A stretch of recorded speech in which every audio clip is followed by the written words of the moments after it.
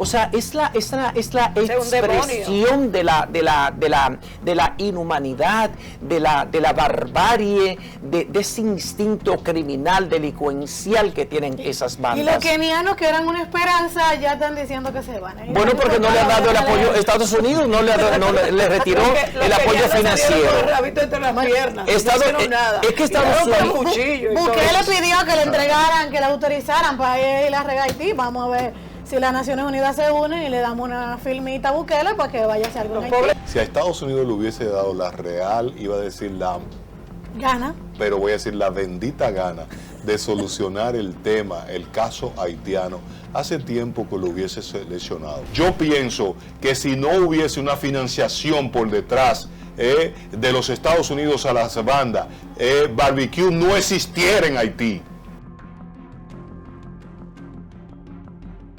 La reunión del tema del día de ayer y el tema que va a seguir siendo centro de comentarios durante toda esta semana, la reunión sostenida por el presidente Luis Abinader y Leonel Fernández en el seguimiento de este paquete de medidas, de 15 medidas tomadas por el gobierno dominicano para fortalecer la política migratoria. Pero nosotros nunca podemos dejar de ver Haití, podemos dejar de mirar los ojos hacia Haití, porque Haití cada día la situación se agrava cada vez más. Las pandillas, con más de 40 pandillas asesinas criminales, más de 400 bandas criminales tipificadas como terroristas por los Estados Unidos, aumentan su poder de dominio y ya controlan casi el 90% de Puerto Príncipe, la capital, y están en varias comunidades limítrofes con la capital. Bueno, pues precisamente a nuestra redacción ha llegado un video, ese video que ustedes están viendo en la pantalla de su televisor, que da cuenta de que cientos de familias haitianas comenzaron a recoger sus pertenencias y abandonaron sus casas. Están huyendo de la violencia y la inseguridad luego de que bandas armadas enfrentaran a tiros a las autoridades policiales en la comuna Las Caobas de Haití. Eso está ubicado próximo a la frontera de Elías Piña, o sea, muy cerca de la República Dominicana. Sí, quedan policías, porque es policía. En Haití no hay ejército, hay una policía. Entonces, esos videos que han llegado a Haití reflejan, señores, el ambiente de desesperación, de incertidumbre y de inseguridad en que viven los ciudadanos haitianos en ese país, el país más pobre del hemisferio. Es un país que verdaderamente ha vivido una historia azarosa, una historia de desgracia, una historia de represión, de dictaduras, de opresión.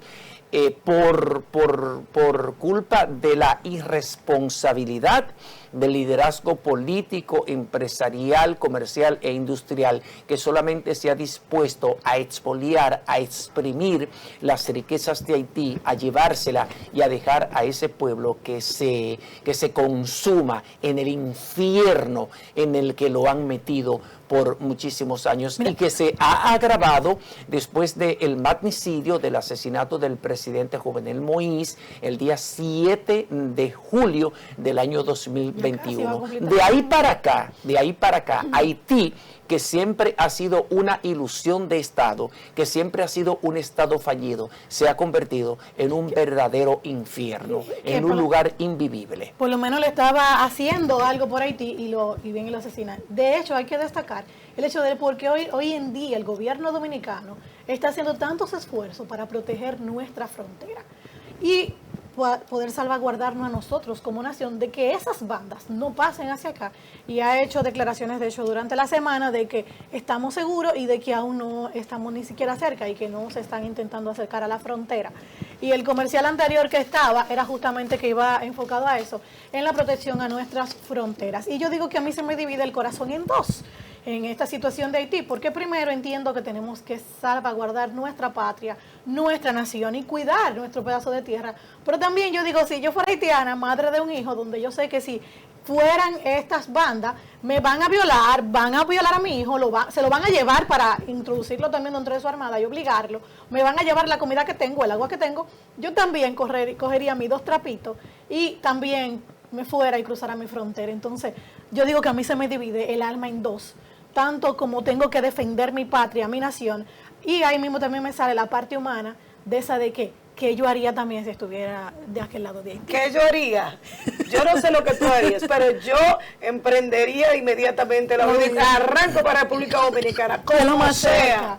Una llorita, aunque sea hasta para Cuba, me voy en yo. Recuerden que hace poco las bandas, el líder de la principal confederación de bandas, Jimmy Cherizier, mejor conocido como Barbecue, justificó el incendio de las viviendas de la gente, porque él dice que lo que procuran con eso es que la gente se vaya, que vaya dejando solas las comunidades, y que es mucho mejor, que es menos malo quemarle las viviendas que matarlos. O sea, es la expresión de la inhumanidad, de la barbarie, de ese instinto criminal, delincuencial que tienen esas bandas. Y los kenianos que eran una esperanza ya están diciendo que se van. Bueno, porque no le han dado el apoyo. Estados Unidos no le retiró el apoyo financiero.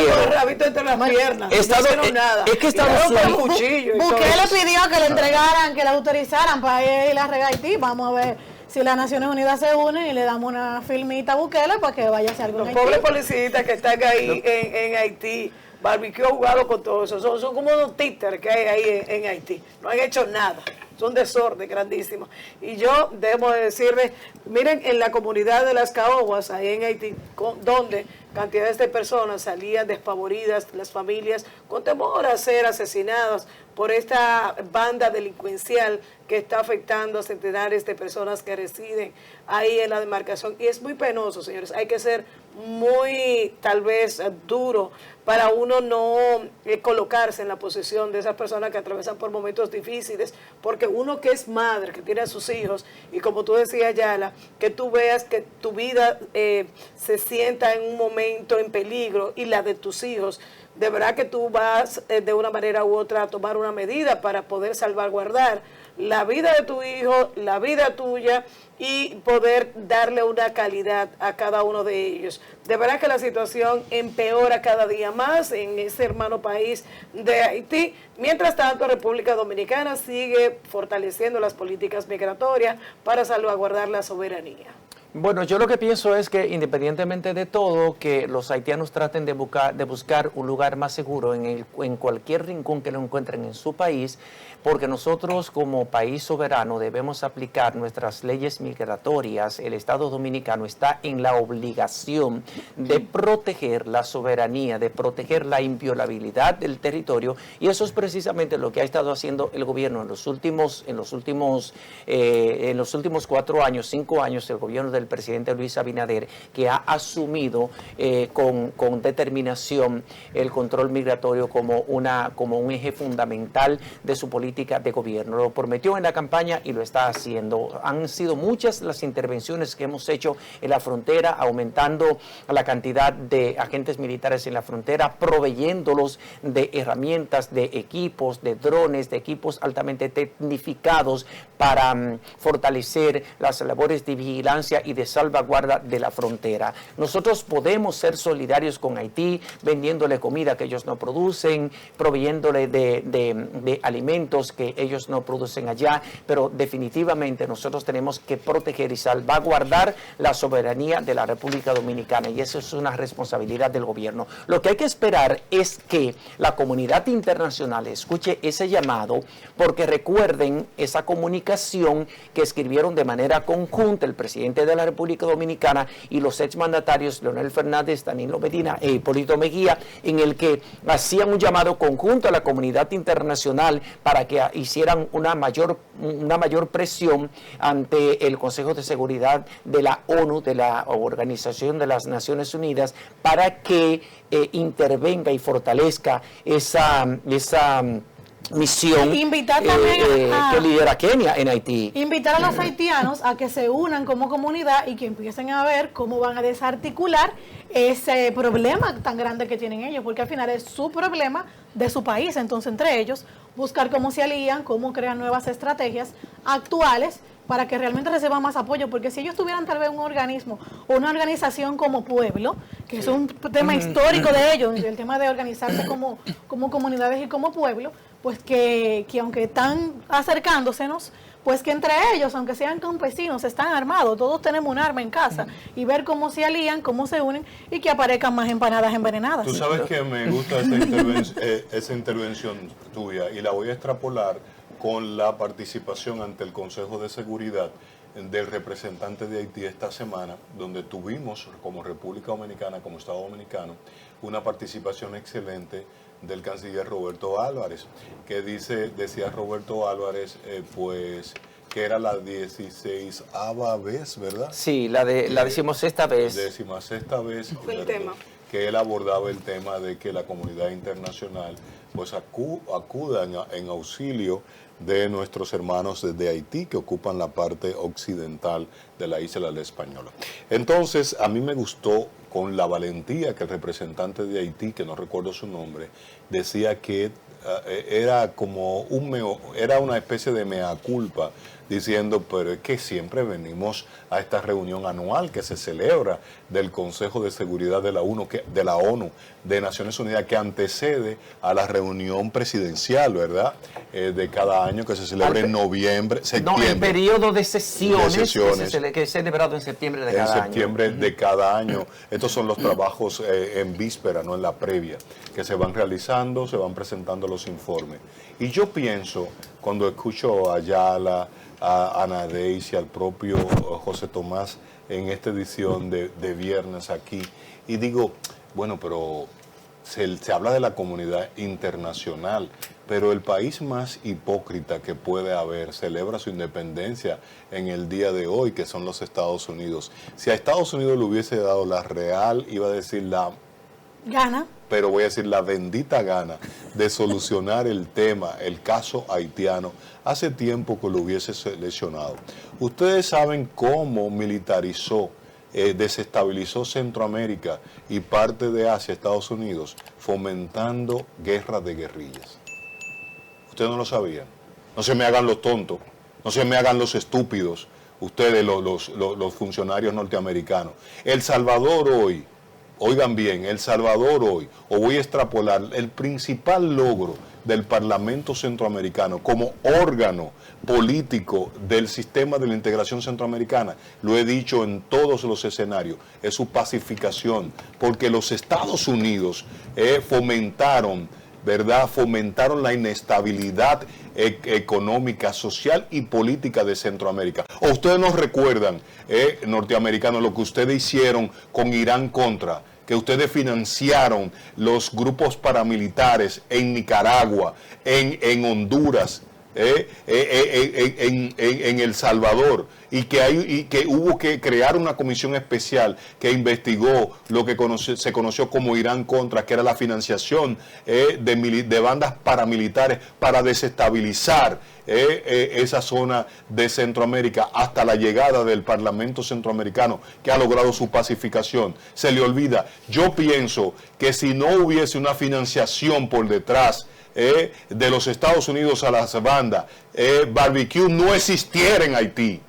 No existiera en Haití, porque es más fácil acusar en foros internacionales a la República Dominicana de ser un Estado xenofóbico, y no es verdad. Aquí convivimos pacíficamente con los haitianos que vienen de manera pacífica, corriéndole a esa inestabilidad que los Estados Unidos, yo no voy a mencionar a Canadá, a mí no me importa Francia tampoco, a mí me importa lo que hacen los Estados Unidos como un periodista responsable. Si ustedes le da la gana, norteamericanos, de lograr la pacificación y la institucionalidad en Haití, eso se hubiese logrado, pero ustedes son los principales financiadores de la inestabilidad. Eso es lo que quería decir, y ya lo dije, y no voy a hablar más por el día de hoy. Antes de que se nos termine el tiempo, perfecto. Adelante, justamente sí, tenemos una noticia en desarrollo. Sí, de último minuto, en el plano internacional, el estallido de este viernes, se produjo una fuerte explosión en una gasolinera al sureste de Roma.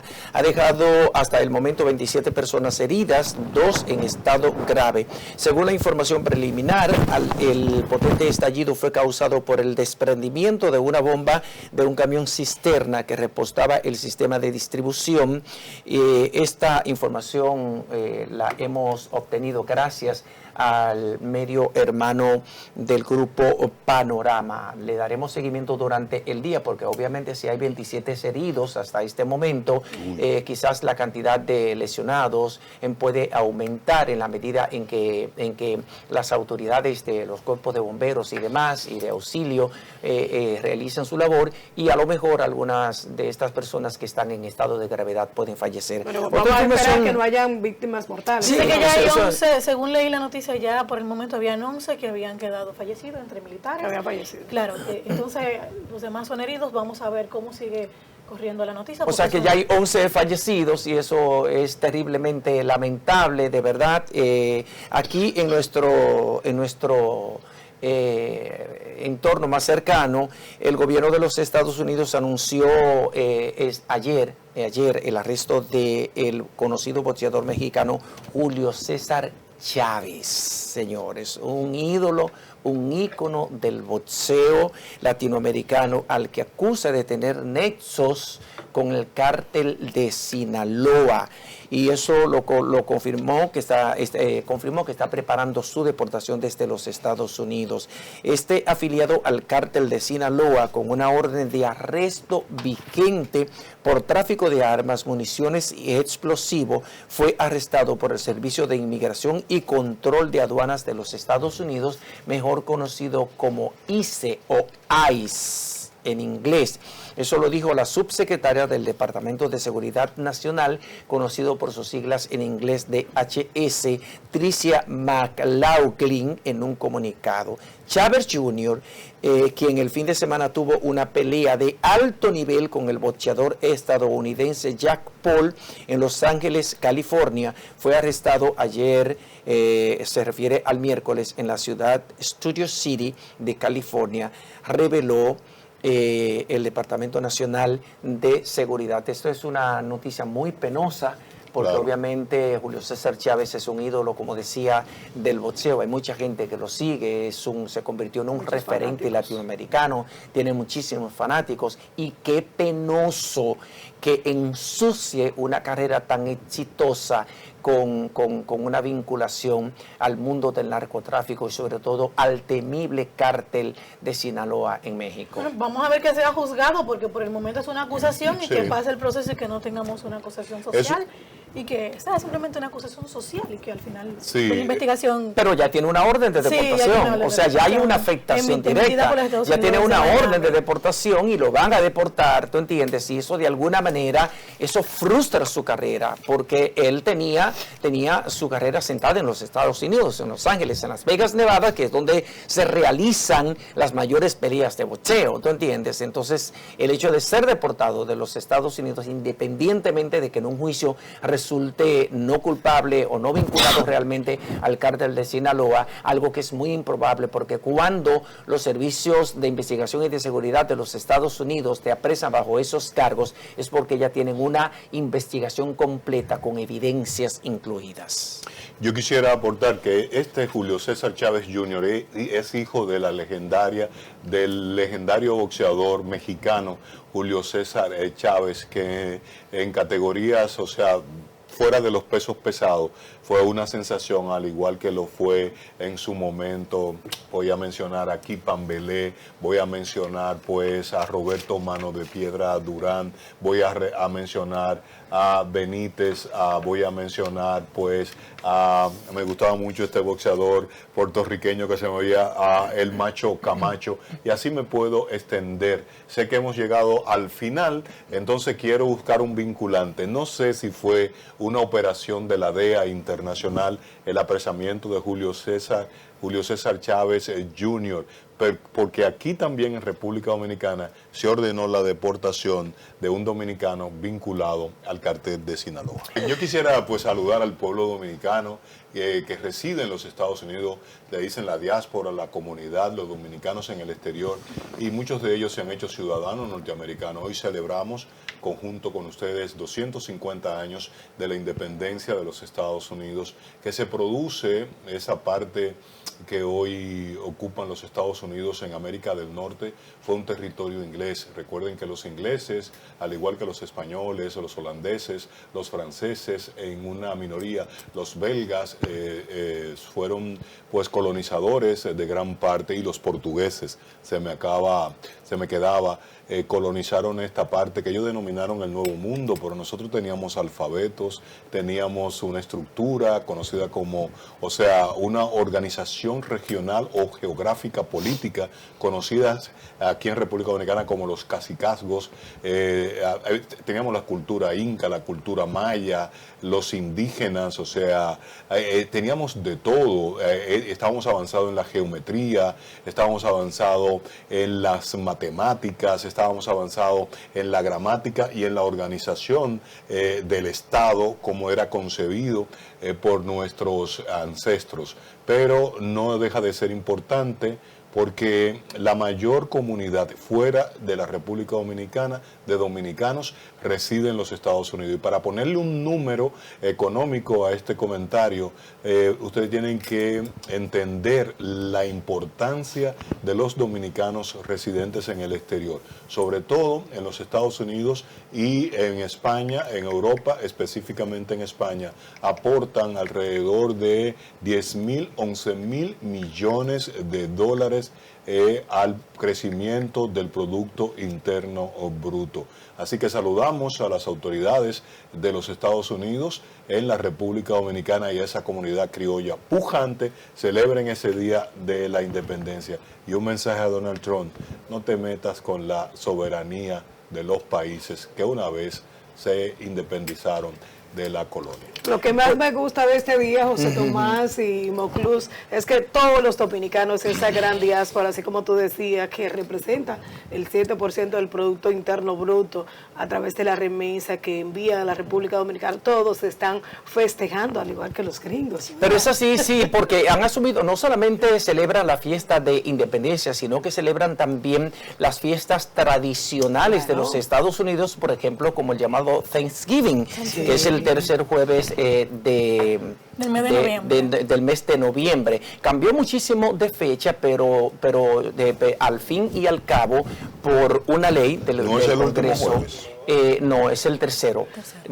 Decidieron hacer el Thanksgiving en esa fecha. Es el Día de Acción de Gracias. Pero esta fecha del aniversario de la independencia de los Estados Unidos también coincide con una fecha que igualmente está revestida de valor, de patriotismo, de heroicidad en la República Dominicana, porque un día como hoy, de 1861, fue fusilado Francisco del Rosario Sánchez, político, abogado y militar dominicano. Era un estratega que junto a Francisco del Rosario, junto a Ramón Matías Mella y a Juan Pablo Duarte, fueron los que urdieron. Fue ese trípode que se encargó de urdir el plan libertario que luego idearon crear la sociedad secreta, la Trinitaria, donde cada miembro tenía que llevar a 3 personas más, y así fueron creando un grupo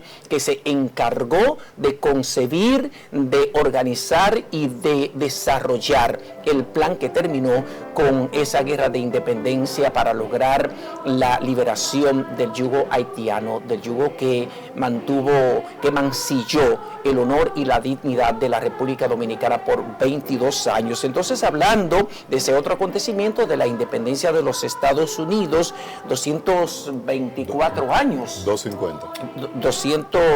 Fue en 1776. 1776 son 224 años.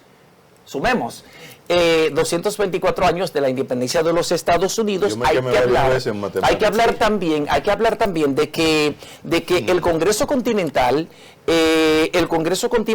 adoptó la Declaración de Independencia 2 días después de que lograron liberarse de la dominación del Reino Unido. Y esa primera acta de independencia fue redactada principalmente por Thomas Jefferson, sí, que al fin y al cabo terminó siendo el primer presidente, pero le acompañaron Benjamin Franklin, John Adams, Roger Sherman y Robert Livingston. Entonces el Congreso de los Estados Unidos, fíjese que desde los inicios, desde el nacimiento mismo de los Estados Unidos como país federal, el Congreso ha jugado siempre su rol, ha tenido una participación muy importante en la defensa de la institucionalidad. Ese Congreso hizo 86 cambios a la acta de declaración de independencia que redactaron Thomas Jefferson, Benjamin Franklin, John Adams, Roger Sherman y Robert Livingston. 86 cambios al proyecto que ideó Jefferson. Sí, son 250 años. 250. Y para darle paso a Ayala, que va a decir algo importante, en el mundo, vamos al contexto, en el mundo, ¿qué pasaba? Pues la Revolución Francesa. La Revolución Francesa fue el germen que provocó entonces que en esta parte colonizada, entonces llegaran los aires libertarios y ahí entonces se montaron los Estados Unidos y se independizaron de la colonización británica. ¿Ya la te iba a decir? Sí, que cabe destacar que uno de los motivantes que sigue siendo parte de los principios de Estados Unidos que conlleva a los cambios es que Gran Bretaña estaba sometiéndolos a ellos unos altos pagos de impuestos y haciéndole muchas restricciones con el tema del comercio. Y este mismo tema económico es que lleva a que yo diga, no, vamos a unirnos como un equipo y vamos a firmar nuestra propia independencia y nuestra libertad. Y un día como hoy, tú en Estados Unidos sientes una alegría increíblemente diferente. Como una madre de un estadounidense, se lo digo de verdad, o sea, eso es increíble como, no importa que no vivan allá, cómo se sienten ser estadounidenses, cómo defienden su patria, conectado con lo de Francisco de Rosario Sánchez, que fue un patriota nuestro. A veces internamente yo quisiera ver ese patriotismo en los jóvenes que tenemos hoy en día en República Dominicana, que sientan cuál es el dolor y el peso y el yugo real de lo que es la República Dominicana. Sí. Y en Estados Unidos eso se conlleva, y voy a hacer esta comparativa, de cómo en las escuelas te hacen sentir lo que es realmente ser estadounidense.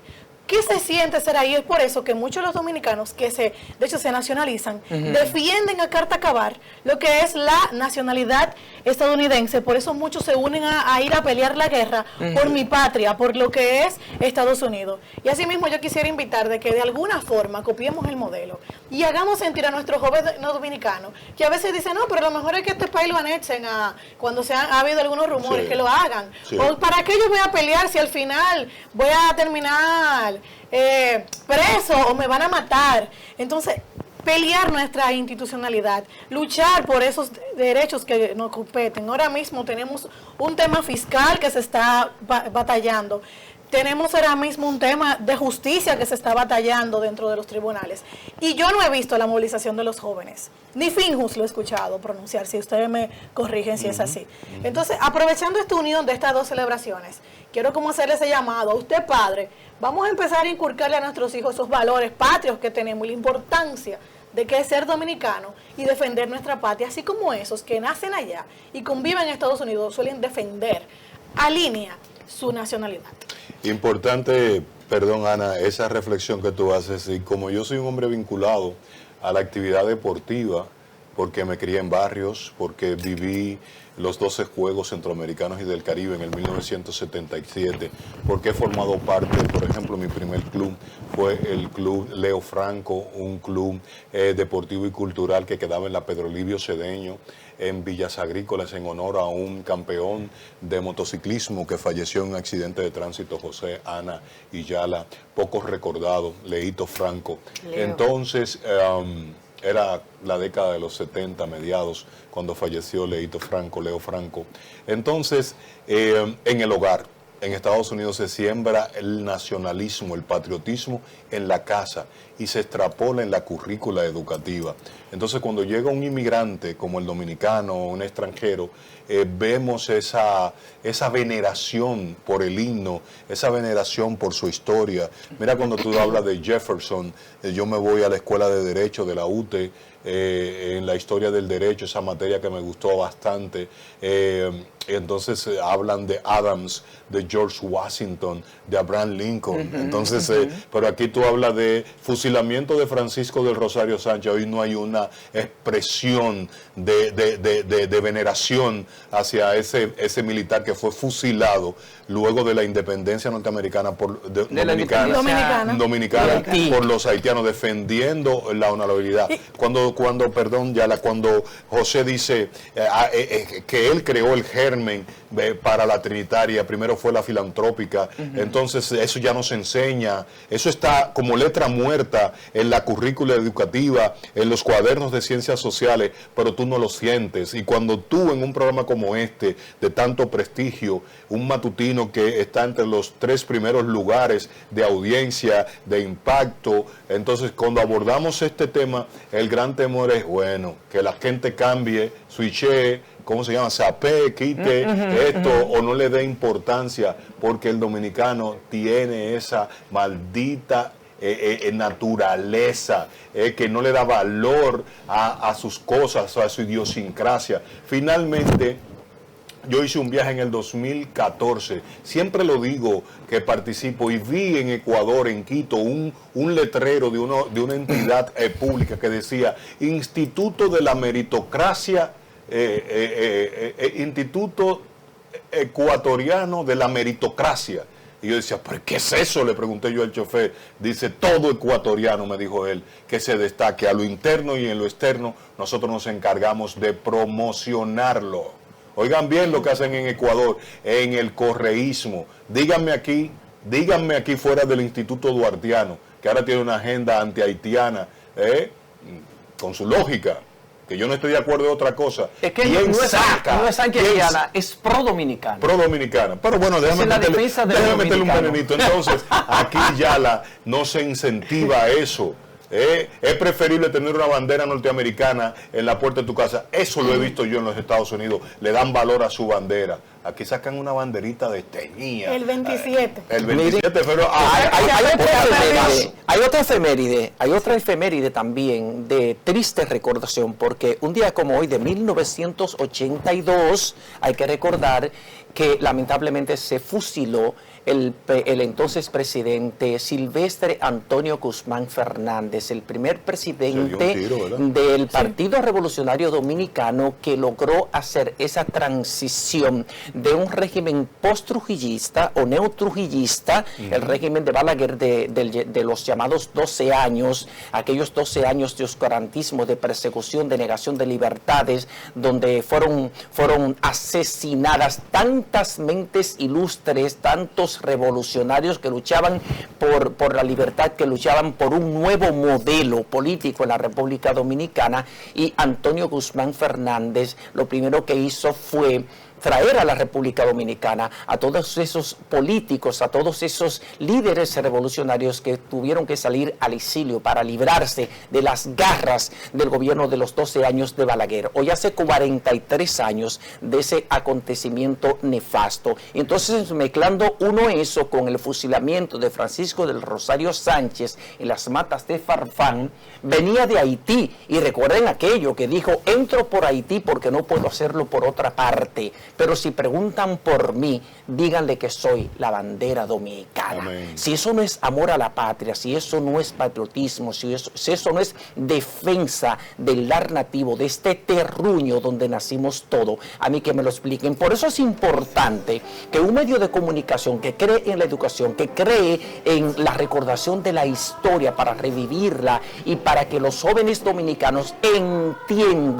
entiendan la visión de compromiso, la pasión que tuvieron los libertarios, los hombres y mujeres que urdieron ese plan para liberar a la República Dominicana del yugo haitiano. Hay que decirlo aquí en un programa como este, porque este es un tema mucho más interesante que cualquier otro.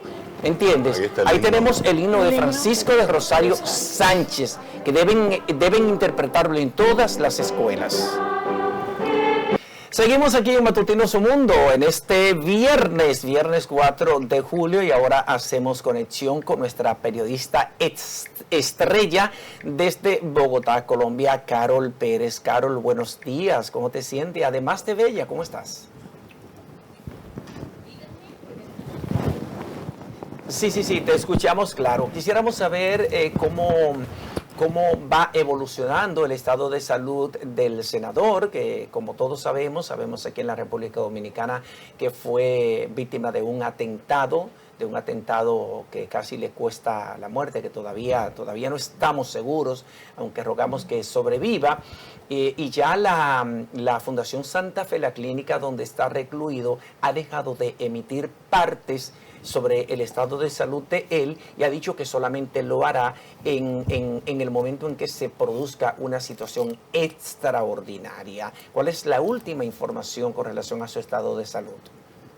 Sí, ayer hubo unas declaraciones importantes de parte de la clínica y de la familia. Tuvo otra intervención el senador y digamos que está estable. Para no usar ya tanto la palabra crítica y reservada, cambiaron el término, y eso es esperanzador, ¿no? Porque yo creo que aquí lo que prima es la esperanza y la fe de que ese señor se va a levantar de esa cama y que va a salir a la calle y que va a retomar su vida. Pero esas cosas no son tan sencillas, demora tiempo si la vida le devuelve la salud. Entonces, ayer esta última información es que está estable. Sigue en una situación crítica, para decirlo así, reservada, pero después de la intervención que le hicieron antes de ayer, está estable. Seguir esperando y seguir orando. No hay otro llamado, no hay otra reflexión que pueda resumir la situación de la salud del senador Líder Turbay, y que es una pena, y que como todos saben también falleció su abuela la semana pasada, quien era la madre de su madre, doña Diana Turbay, doña Nidia en este caso, ya una señora de 93 años que fue primera dama. Y la familia pues ha recibido muchos choques, ¿no? Muchos atropellos de la vida en este momento, ¿no? Con todo eso. Pero ellos son una familia muy resiliente y además una familia de mucha fe y presidencial. Imagínate, el presidente Turbay, abuelo del senador y todo lo demás, pues ellos tienen mucha fuerza emocional. Y ahí están los resultados. Se mantienen firmes y con mucha fe de que el senador se va a recuperar. Eso por un lado, ¿no? Ahora, lo político, no. Si quieren que hablemos de lo político porque está un poco caliente. Carol, precisamente en el mundo de la política, vimos ayer que renunció la canciller Laura Sarabia del gobierno de Petro. ¿Qué está ocurriendo en ese ámbito? Cuéntanos. Hola, mi Daisy Bella. Hola, no, mi pues, amor. caliente. Es decir, Laura, para que la gente se ponga un poco en contexto, Laura Sarabia ha sido la mujer que le ha hablado al oído al presidente Petro durante estos 3 años. Ella viene, digamos, de la oposición, ella no viene del pacto histórico, del partido donde ha estado el presidente Petro, ni del Polo Democrático, sino más bien de la derecha. Es una mujer muy joven que apenas tiene 31 años y que ha ocupado los puestos más importantes, la mujer más poderosa, así le dicen, en Colombia en estos últimos 3 años. Pero parece que o se agotó, ¿sí? Porque el poder agota y el ejercicio de todo eso agota, o está ya haciendo tienda aparte para el próximo presidente. Aquí estoy especulando, pero ya yo analizando cómo es la situación política en Colombia, que así actúan los políticos, dejan un arco para meterse al otro, lo más seguro es que por ahí está la cosa, porque uno de sus aliados o varios de sus jefes, para decirlo así, políticos, se van a candidatear a ser presidente. Eso es especulación. Pero en conclusión, realmente yo creo que lo que detonó la situación fue que ella renunciara, que ella dio unas declaraciones hace un par de días sobre los pasaportes en Colombia. Los pasaportes en Colombia en los últimos años han dado muchos problemas, cuando eso era algo superado de hacía mucho tiempo, por una empresa que las visita y que lo prepara y todo lo demás. Ella dijo que iba a ser la misma por la experiencia que tiene, pero el nuevo jefe de gabinete, supuestamente por orden del presidente Petro, para contradecirle a ella, le dijo al otro señor, al jefe de gabinete, al pastor Sade, que usara a la imprenta colombiana, una empresa, una institución del Estado colombiano, en alianza con Portugal. Eso no es tan sencillo porque se pararía toda la producción de pasaportes porque no tiene la estructura y nada de eso. Parece que esa fue la gota que rebosó la copa de la canciller y terminó renunciando, pero a todas estas, ella está fuera del país. Ella está en Europa con el presidente Petro, está inaugurando la embajada en Praga, el presidente, como ustedes saben, está allá en Sevilla en ese encuentro de presidentes y de líderes. Entonces, todo esto ha sido por Twitter. Es la peor parte, ¿no? Porque la política hoy en día que se lleve a las redes sociales, pero ven acá, yo no sé en qué momento pasó eso, pero esa es la verdad. Lo cierto es que todo eso ha conllevado también a otro impasse, para usar un término más apropiado, el llamado a consulta de los embajadores en Estados Unidos y en Colombia. Trump llama a consulta al embajador encargado de Colombia, en Colombia, y el presidente Petro llama a consulta al embajador colombiano en Estados Unidos. Todo esto producto de las acusaciones que seguro ustedes deben saber que hizo el ex canciller, que supuestamente se reúne con representantes y senadores de Estados Unidos para boicotear el gobierno de Petro y hacer supuestamente un golpe de Estado. El presidente Petro mandó incluso hasta una demanda a la fiscalía, al ex canciller, para que aclaren esa situación. Trump le llegó esa noticia y mandó a consulta. Y en este momento hay un impasse entre los dos países que, como ustedes saben, viene desde hace días, pero como que ahora se volvió a arreciar un poco y están los ánimos muy caldeados. Más o menos de la palabra. Le deseo, vimos el tweet que envió Petro a Laura, dijo, te deseo toda la suerte, y también la calificó como una hormiguita trabajadora. Lo es que esa chica es impresionante. Sí, yo no le tenía fe, porque una mujer tan joven, llegó al gobierno a los 27 años embarazada con el presidente Petro. Es una mujer muy joven que no tenía experiencia, pero la muchachita es una bomba atómica. Es capaz de hacer todo. En la crisis de enero con Estados Unidos, ella fue una pieza clave para que se reconciliaran y por lo menos haya diálogos de paz. En este momento, yo me imagino que la pobre debe estar cansada y con este impasse que está pasando nuevamente, yo creo que ella no quiere seguir en ese trote. O, como les digo, quiere ya ir haciendo tienda aparte para vincularse al nuevo gobierno que venga, porque recordemos que a este gobierno le queda un año. Eso puede andar por ahí. El año próximo hay elecciones y en agosto cambio de gobierno. Yo pienso que independientemente de todo, 27 años, con toda la confianza y con toda la defensa que uno tiene y todo lo que uno aboga por crear mayores espacios para la juventud en los gobiernos, en los partidos políticos y en todos los espacios de toma de decisión, que la juventud se involucre.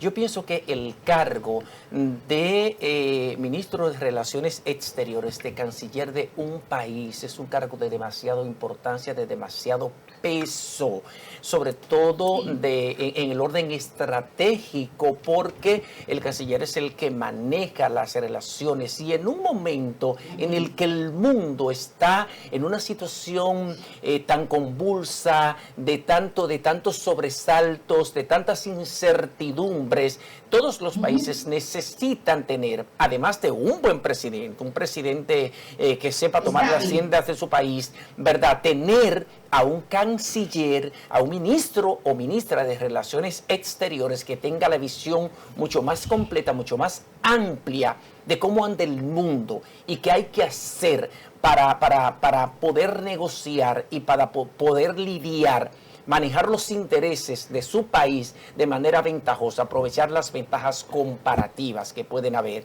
Entonces, yo pienso que a lo mejor ella entendió que, como tú bien dices, era mucho más conveniente para ella tomarse una licencia, hacer una pausa y prepararse para poder desempeñar un rol mucho más importante en un próximo gobierno.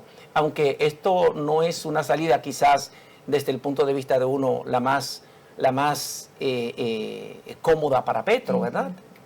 Uno por su mejoría hasta su casa dejaría, José Tomás.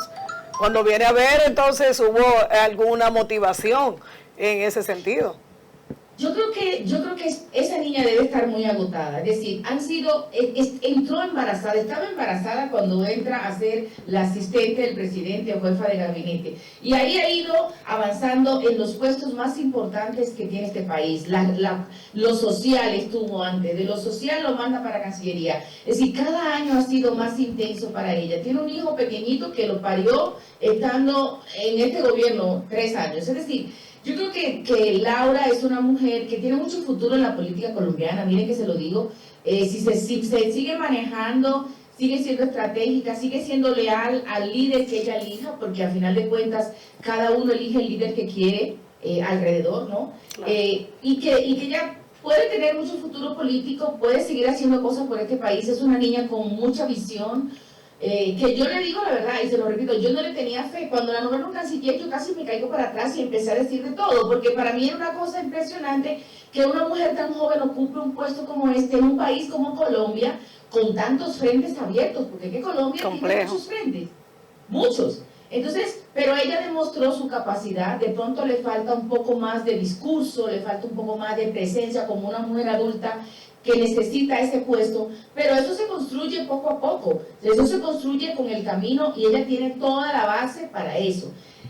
Lo cierto es que el impasse que está viviendo Colombia y Estados Unidos en este momento, por todas esas acusaciones que dio el presidente Petro de que el ex canciller se reúne con los senadores de Estados Unidos para causar un golpe de Estado, eso le llega a Trump y Trump se pone bravito. Y hay que ver, señores, entre Trump y Petro, como diríamos en Colombia, al diablo que escoja, porque es que los dos son incendiarios. A los dos les gusta los medios de comunicación, les gusta hablar, les gusta ser contestatario. Y era de esperarse que estos impases entre estos dos países poderosos, porque Colombia es un país también poderoso, pasaran y las relaciones se estuvieran estropeadas como están ahora, pero que yo entiendo que hay mucha gente capaz alrededor que va a tratar de que por lo menos la relación funcione. Así los dos presidentes sigan diciéndose cosas, insultándose por Twitter, y Petro diciendo que no se va a arrodillar, y Trump diciéndole que Petro es un asesino.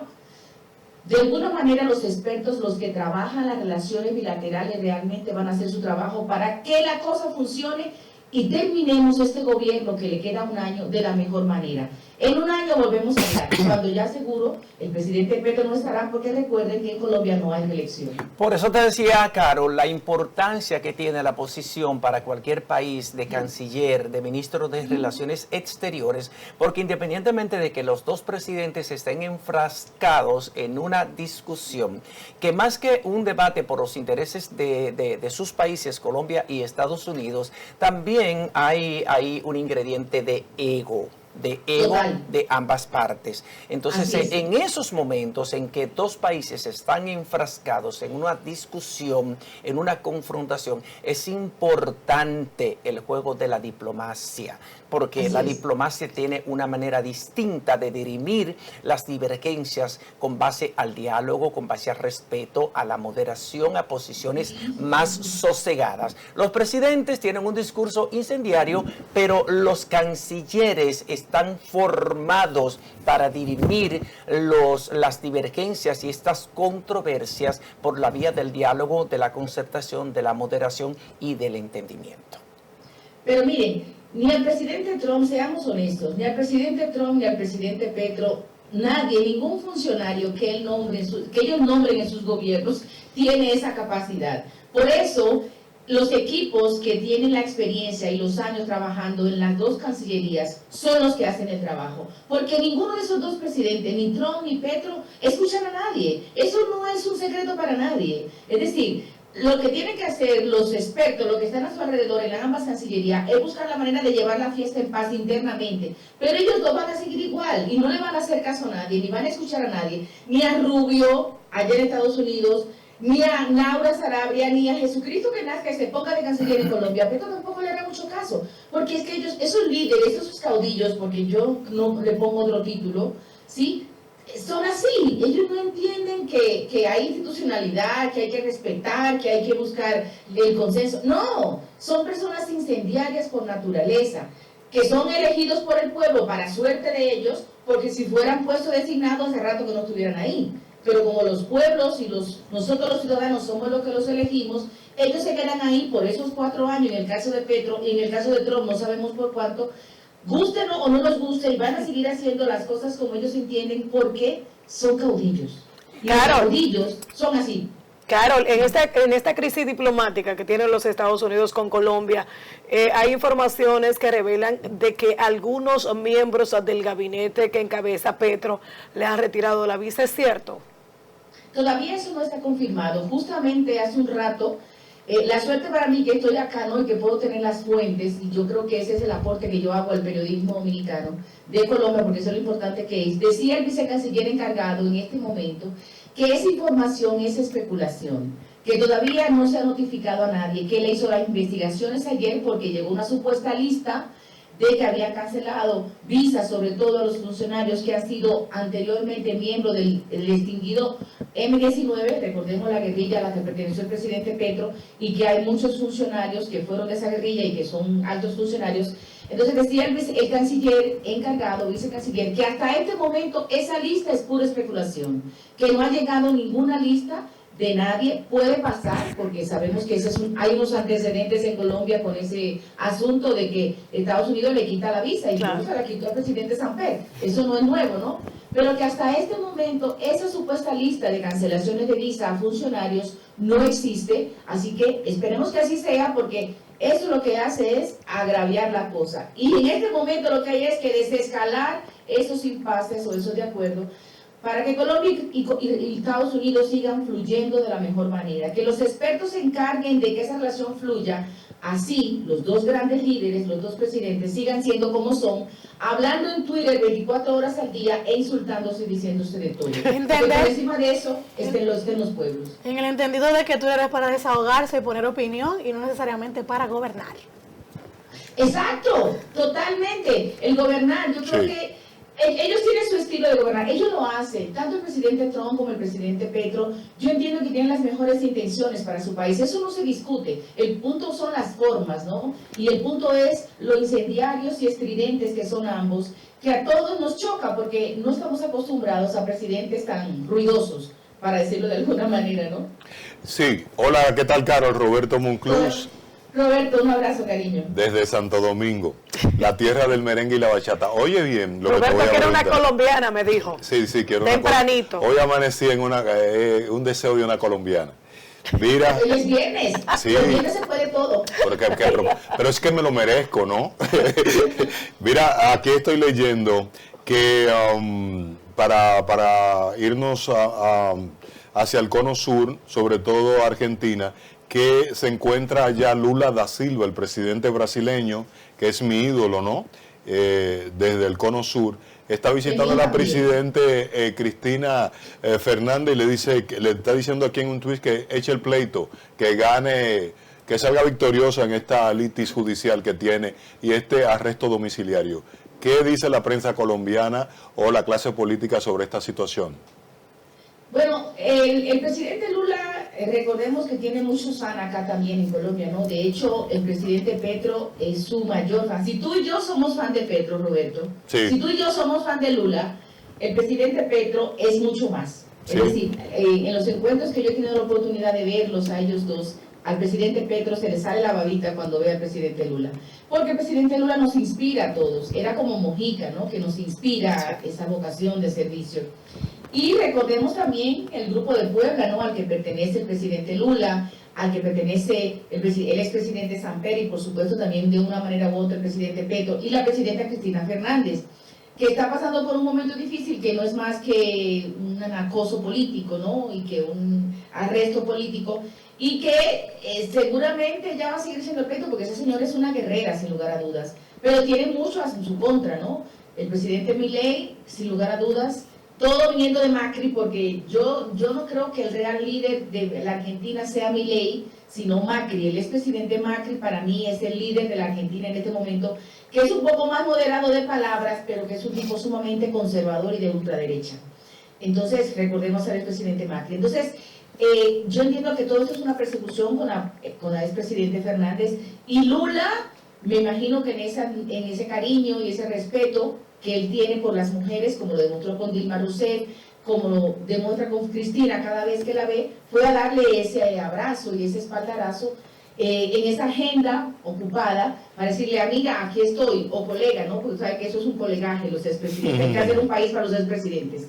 Entonces, me imagino que en ese cariño fue a darle ese espaldarazo a la presidenta Fernández para decirle, fuerza y fe que tú sales de esto, que los problemas políticos se acaban, pero las personas siguen. Yo me imagino interpretando. Realmente los líderes en Colombia no han hablado mucho de este tema, porque creo que Colombia está envuelto en muchos problemas en este momento, y la política exterior, o como esté pasando fuera de Colombia, como que no es la prioridad.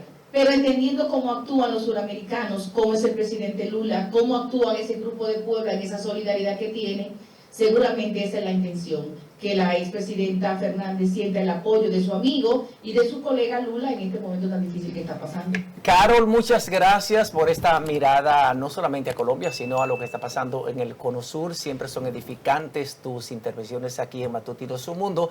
Deseamos que tengas un feliz fin de semana y que te mantengas siempre bella e inteligente.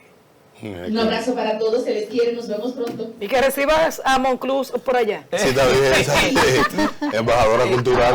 Muchas gracias. Miren aquí, señores, bajando a la República Dominicana, ayer la Junta Central Electoral dio a conocer la resolución 15-25 que establece un nuevo orden, ¿verdad?, en la lista de los partidos, un nuevo orden numérico. Esto porque tuvo que acoger una sentencia emitida por el Tribunal Superior Electoral en respuesta a una instancia elevada por los partidos Alianza País y Dominicanos por el Cambio, que entendían que habían sido perjudicados en esa primera resolución que había votado el Pleno de la Junta Central Electoral para ordenar a los partidos de acuerdo a los votos obtenidos en las últimas elecciones, las elecciones presidenciales del 2024. Entonces, la Junta Central Electoral, acogiendo esta sentencia del Tribunal Superior Electoral, estableció un nuevo orden en los partidos políticos. Un nuevo orden numérico que implica algo más que eso, que el número y la casilla en la que van a aparecer en la boleta electoral de las elecciones del 2028, pero que también implica ese nuevo orden numérico una variación a más o menos en la cantidad de recursos que van a recibir del financiamiento estatal. Ahí tenemos el orden de los partidos en esa gráfica que tenemos en sus pantallas.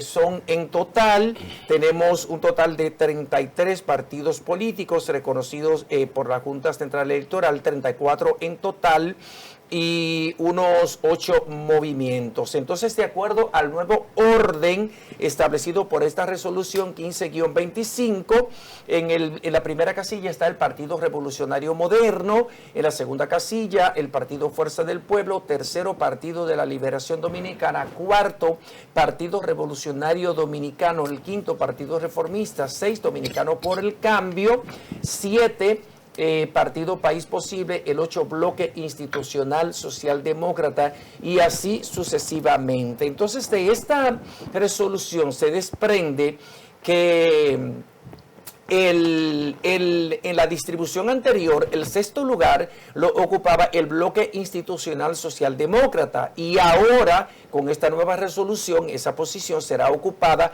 por el Partido Dominicanos por el Cambio, o sea, que logró su ganancia de causa, que es presidido por Eduardo Estrella, que en las elecciones pasadas fue aliado al Partido Revolucionario Moderno, que fue presidente del Senado por esa alianza, y que ahora es el ministro de Obras Públicas designado por el presidente Luis Abinader. El séptimo puesto, que anteriormente pertenecía al Partido Esperanza Democrática, ahora será ocupado por el Partido País Posible, ¿verdad?, que preside Milton Morrison, que también es otro de los aliados del Partido Revolucionario Moderno. Por su parte, Alianza País, organización que dirige Guillermo Moreno, que fue candidato a senador por el Partido Revolucionario Moderno y Alianza País, ese partido sube significativamente, pasando del puesto número 17 al octavo.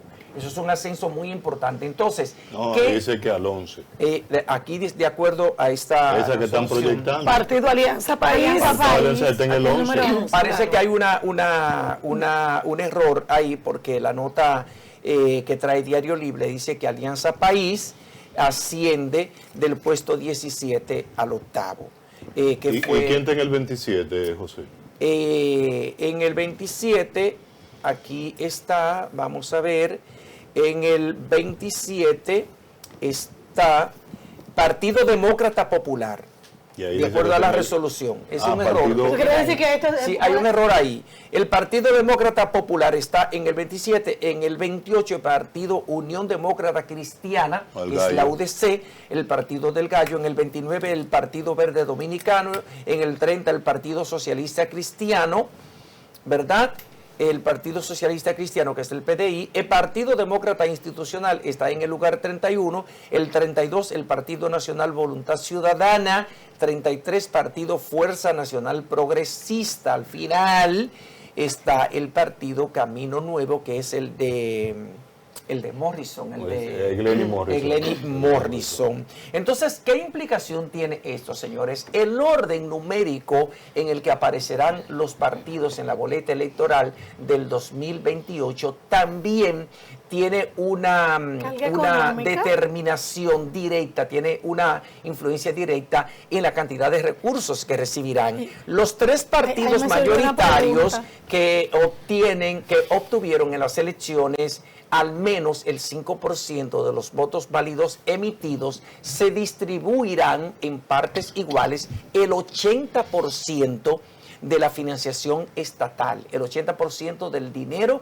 que le entrega la Junta Central Electoral y que es el dinero que dispone el Estado es una pregunta dominicano. Para dejarla abierta, y si así mismo la Junta le va a hacer auditoría a estos partidos de qué hacen con ese mandatario económico que se le manda a ellos por cada elección. De acuerdo a la ley de régimen electoral, de acuerdo a la ley de régimen electoral, que es la ley 2023, y también la ley de partidos políticos, la ley 33-18, los partidos políticos deben presentar a la Junta Central Electoral al final de cada proceso electoral una relación de las aportaciones que recibieron, pero también de los gastos, cómo gastaron los recursos que le entregó la Junta. Mi tema no es que ellos reporten, es decir, realmente le van a hacer una auditoría donde veamos realmente qué pasa con esos recursos. Un país donde tenemos 30 partidos y tenemos 4 prácticamente, 36 y tenemos 4 que son los que lideran, porque al final todos los demás pequeños terminan aliándose a uno de estos 3 o 4 grandes, o terminamos con 2 o 3, entonces vamos a ver cómo se hace una reestructuración, porque al final son recursos que se están sacando. Dilo claro. 4 partidos mayoritarios en este caso, de 36. Lo demás se busca, señores, porque siempre vemos a las alianzas estratégicas que se realizan. Esos partiditos se van siempre con los mayoritarios. Lo que sí es que muchos que pasaron por aquí, por Matutino Su Mundo, que dieron ciertas declaraciones del Partido de la Liberación Dominicana, que decían, no, el PLD está en la segunda posición. Hasta la misma Junta Central Electoral le está diciendo a ellos, miren, Partido Revolucionario Moderno número 1, Partido La Fuerza del Pueblo en la segunda posición y el Partido de la Liberación Dominicana en la posición número 3. Ahí está la relación de esos que serán los partidos. Va a estar el PRD. Y el reformista lo pusieron en cuarto lugar, el PRD. Pero es que yo no siento a Miguel Vargas. ¿Dónde está Miguel Vargas? Pero es que ese orden es establecido de acuerdo a la cantidad de votos que obtuvieron en las últimas elecciones, en las elecciones presidenciales del 2020. Entonces, ¿qué fue lo que pasó? Que el partido Alianza País y Dominicanos por el Cambio elevó un recurso ante el Tribunal Superior Electoral porque entendía que de acuerdo al orden que estableció la Junta Central Electoral, el Pleno de la Junta Central Electoral, en esa primera resolución, había afectado derechos adquiridos por esos dos partidos. ¿Por qué derechos adquiridos? Porque le afectó, le varió el orden en el que ellos debían quedar de acuerdo a la cantidad de votos que obtuvieron. Y tuvieron ganancia de causa, porque así se lo reconoció el Tribunal Superior Electoral. Por eso, tanto el Partido Alianza País como el Partido Dominicanos por el Cambio ascendieron posiciones en el posicionamiento en el que van a aparecer en la boleta electoral. Y eso más que un cambio de número, es también un aumento en los recursos que van a recibir de esa financiación estatal. Una financiación estatal que ha recibido muchísimas críticas. Hay muchísima gente que no está de acuerdo con esa financiación estatal, porque cuando fue establecida la financiación estatal a los partidos políticos, que fue una propuesta del extinto José Francisco Peña Gómez, lo que procuraba era evitar que el dinero procedente del narcotráfico y de otros delitos conexos penetrara a los partidos políticos. Eso no fue posible con la financiación estatal y lo estamos viendo ahora. ¿Cuántos diputados y cuántos regidores del Partido Revolucionario Moderno han sido extraditados a los Estados Unidos porque han sido vinculados al tráfico de drogas? Allá fue condenado en Estados Unidos, por ejemplo, el diputado por Santiago, Miguel Gutiérrez, que fue condenado a 15 años, pese a que la Fiscalía había llegado a un acuerdo con él para condenarlo solamente a 5 años. Pero el juez que conoció el caso dijo, no, yo no tengo que ver en esto, la Fiscalía no tiene nada que ver en el establecimiento de condenas, usted va a tener que cumplir 15 años en prisión aquí en los Estados Unidos. Entonces eso es lo que pasa. Pasó ahora también con el regidor, que fue el último regidor por la circunscripción número 1 del Distrito Nacional, que fue extraditado también a los Estados Unidos, vinculado al mundo del narcotráfico. Yamil Abreu, que fue alcalde del Distrito Municipal de Las Lagunas, perteneciente a la provincia de Azua, también está en los Estados Unidos cumpliendo prisión por cargos de narcotráfico. Y la diputada, la exdiputada por La Vega, Rosa Amalia Pilarte, fue condenada a 5 años de prisión por la segunda sala de la sala penal de la Suprema Corte de Justicia, en condición de jurisdicción privilegiada, porque el Ministerio Público la acusó de formar parte de una red de lavado de activos y de narcotráficos que supuestamente dirigía a su esposo Miguel López Flores. Roberto Monclús. Sí, yo quisiera invitar a un artículo que escribí para Grupo Panorama, donde me baso la data básica y las afirmaciones y conclusiones de ese artículo, donde yo digo outsider, o los outsiders son como el oxígeno que necesita la clase política o la partidocracia, la democracia participativa en la República Dominicana, porque los números indican desde hace bastante tiempo. Yo soy un usuario de Barómetro Latinoamericano, le doy seguimiento a esos sondeos sobre la cultura democrática política en América Latina. ¿Y qué dice ese informe de participación ciudadana, verdad, sobre cultura política? Que simplemente el pueblo o Latinoamérica se ha cansado del sistema partidario en la región. Pero yo quisiera saltarme de tema con el permiso de ustedes. Adelante. Nuestro portadón de hoy trae a Fernando Camaño con Edma Polanco, la primera mujer rectora de la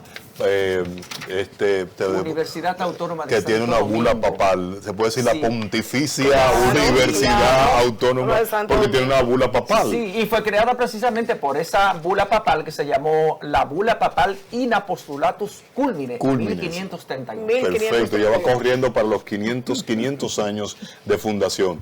A doña Edma Polanco se le ha designado, ¿verdad? Fue escogida por el Congreso Nacional en una ternas que se presentaron para dirigir la Cámara de Cuentas.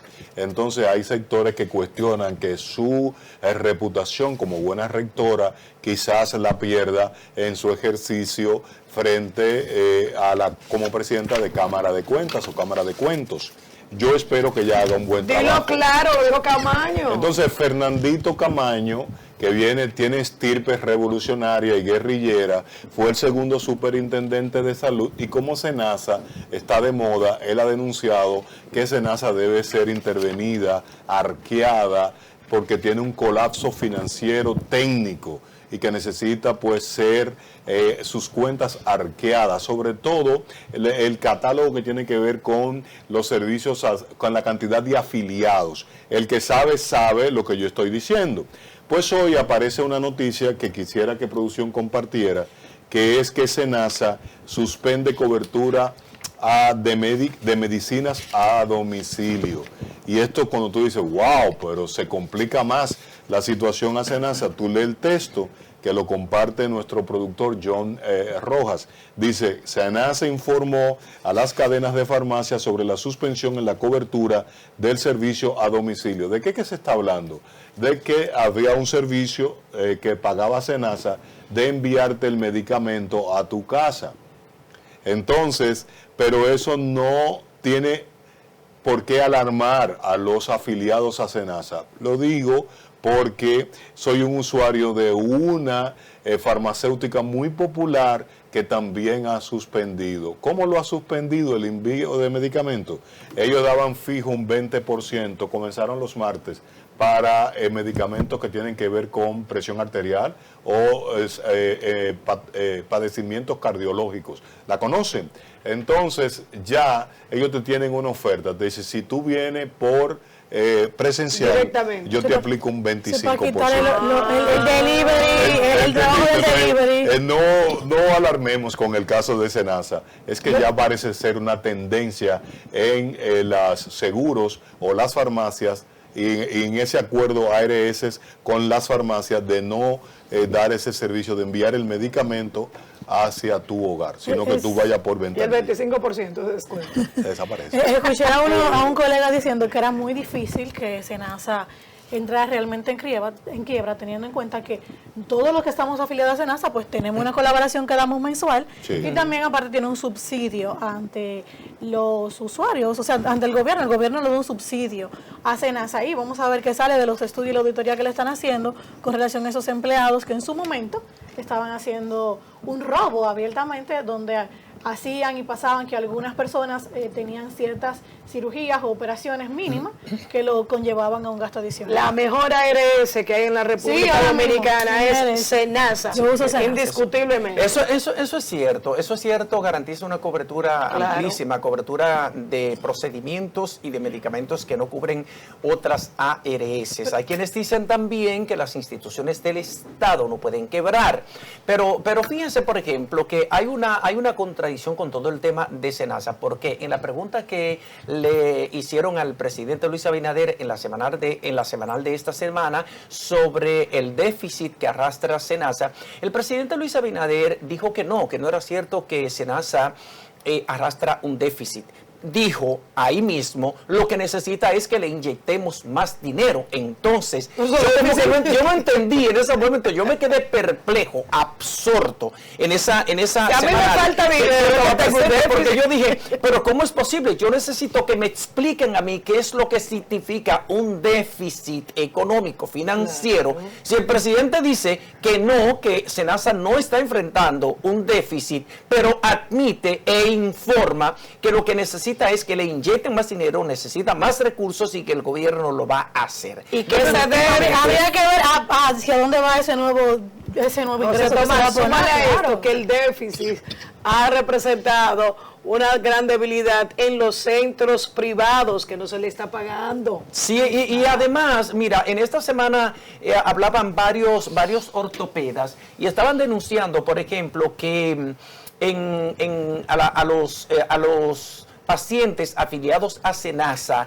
se le habían estado aprobando, por ejemplo, cuando necesitan un ligamento, se le estaban aprobando, en lugar del ligamento, se le estaban aprobando prótesis, por ejemplo, de rodilla, prótesis de cadera, cuando realmente no la necesitaban, y que era una manera fraudulenta para lograr una elevada facturación y cobrarle a SENASA, porque SENASA paga todo. Entonces, como SENASA cubre todo, también eso abre el apetito de aquellos que siempre han trabajado para lucrarse de la seguridad social, que siempre están ahí acechando para ver qué brecha encuentran para aumentar las ganancias. Es un negocio que le vendimos al sector privado. Eso es la seguridad social en la República Dominicana. Entonces, por eso hay tantos que defienden la vigencia de SENASA, hay tantos que defienden a SENASA, porque SENASA ofrece una cobertura mucho más amplia. SENASA cubre procedimientos y medicamentos que otras ARS EPS no te cubren. Y además, recuerden que esta situación del SENASA también puede ser haber contribuido al déficit financiero que arrastra el SENASA hoy, el hecho de que en el gobierno del presidente Luis Abinader fueron ingresados 2.400.000. Esa fue su primera promesa de campaña que fue cumplida, de que todo aquel que no estuviera bajo un régimen de salud, pues que fuera introducido dentro del SENASA. Esa fue su primera promesa de campaña cumplida. Perfecto. Tenemos que hacer una pausa, pero yo quiero decir aquí, Trifolio, que es un gran amigo de nosotros y que tiene un programa muy interesante, el vespertino. Digo, perdón, en las tardes. Sí, aquí. Sí, después de ver a vespertino. Entonces, él hace un resumen que circula en todo Estados Unidos y también aquí en la República Dominicana. Un abrazo para mi sociólogo favorito. Él ha resumido lo siguiente, que 26 clínicas han cerrado por crisis financiera, según según advierte Andeclip. Yo quiero que Andeclip un día dé un titular favorito, positivo, para los usuarios, para nosotros los usuarios de los servicios médicos. Esta gente son más alarmistas que el propio Waldo Ariel Suero.